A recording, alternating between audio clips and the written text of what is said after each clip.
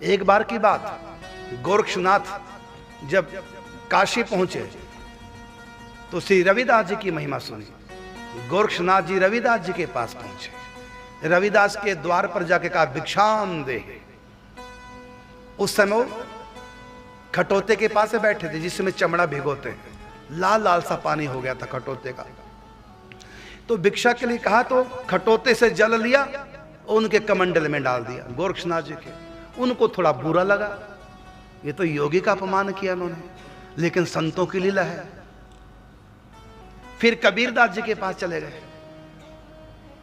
कबीरदास जी को अपने मन की पूरी बात बताई कि रविदास जी की महिमा सुनकर मैं संत रविदास जी के पास गया, भिक्षा मांगी। उन्होंने चमड़े का गंदा जल मेरे कमंडल में डाल दिया, देखो कितना काला है, दिखा भी दिया ये जल। तो कबीरदास जी की धर्मपुत्री कमाली उसने सुनी ये बात, वो जानती थी रविदास जी की महिमा। तो कबीरदास जी और गोरक्षनाथ जी परस्पर सत्संग की चर्चा करते रहे और कमाली ने क्या किया, कमंडल उठाया और पी गई। वो जानती थी इस जल की महिमा। उसके बाद चर्चा पूरी हुई, देखा कमंडल में कुछ भी नहीं था। उसके बाद बात आई गई, फिर कमाली का विवाह हुआ मुल्तान में, जो इस समय पाकिस्तान में। कमाली का विवाह मुल्तान में, और गोरक्षनाथ भी योग की और ज्ञान की चर्चा करते हुए, महिमा मंडन करते हुए, प्रचार प्रसार करते हुए पहुंच गए मुल्तान। अपनी रिद्धियां सिद्धियों को दिखा करके सबको ज्ञान योग की तरफ लाना चाह रहे थे। तो सिद्धियां कैसे दिखाते, और कहते देखो मेरा कमंडल है, इस कमंडल को जो भर देगा दूध से, खाद्य सामग्री से, तब मैं ग्रहण करूंगा, नहीं तो मैं भूखा सो जाऊंगा। तो लोगों ने दूध डाला, कमंडल भरे ना। बाल्टी की बाल्टी डाल दी, कमंडल छोटा सा भरे ना। लोगों ने सब्जियां डाल दी, पूरा बाल्टी भरे ना। अंत में कमाली के ससुर ने घर आकर के कहा कि देखो आज हमारे मुल्तान में इसमें ऐसे योगी आए हैं जो कहते हैं मेरा कमंडल भरो तो हम कुछ खाएं, नहीं तो भूखे सो जाएं। कोई कमंडल ही नहीं भर सका, कैसा सिद्ध महाराज है। कमाली ने कहा महाराज निमंत्रण दो, मैं भरूंगी। बेटी तू कैसे कमंडल भर देंगी, मैं कबीर की बेटी हूं, मैं भर दूंगी, क्या बेइज्जती ना हो जाए। पिताजी चिंता मत करो, आप निमंत्रण दो। गोरक्षनाथ जी को निमंत्रण दिया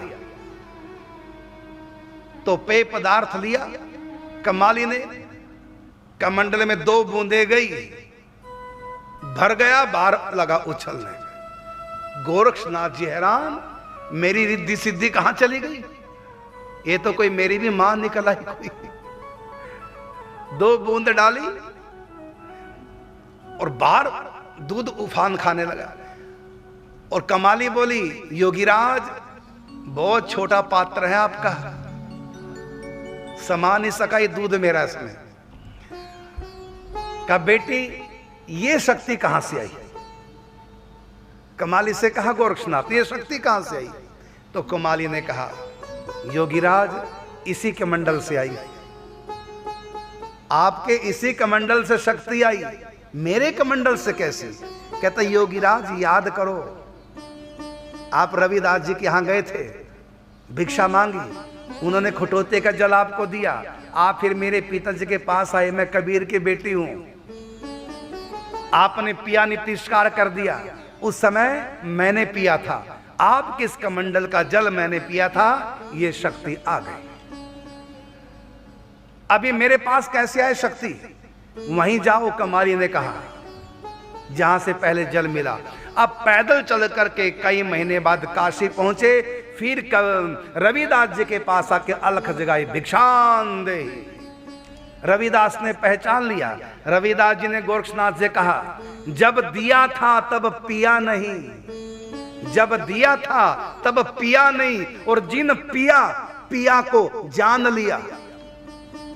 जब दिया था तब पिया नहीं, जिन पिया पिया को जान लिया। और भूला योगी फिरे भटकता, वो पानी मुल्तान गया, अब नहीं मिलेगा। उस समय था मैं अपनी मौज में, मैंने दी थी दिव्य शक्ति, लेकिन आपने ग्रहण नहीं की। वो जल पी लिया कमाली ने। अब वो कमाली मुल्तान, जा मुल्तान, वहां से मिलेगा। अब कमाली भेजती है काशी में रविदास जी के पास, रविदास जी भेज रहे हैं मुल्तान कमाली के पास। अंत में कहा महाराज क्यों भटकाओ, ये है क्या चीज? कहता ये है भगवान की पापा, भक्ति की शक्ति। तब गोरक्षनाथ को हुआ कि योग और ज्ञान मैंने सिद्ध कर लिए, ये पावर मेरे पास भी नहीं, इसका मतलब भक्ति इससे आगे की। तब गोरक्षनाथ ने कहा अब मैं जो नया शिष्य बनाऊंगा सबको शिक्षा दूंगा योग और ज्ञान के साथ भक्ति की, साकार भगवान की शिक्षा।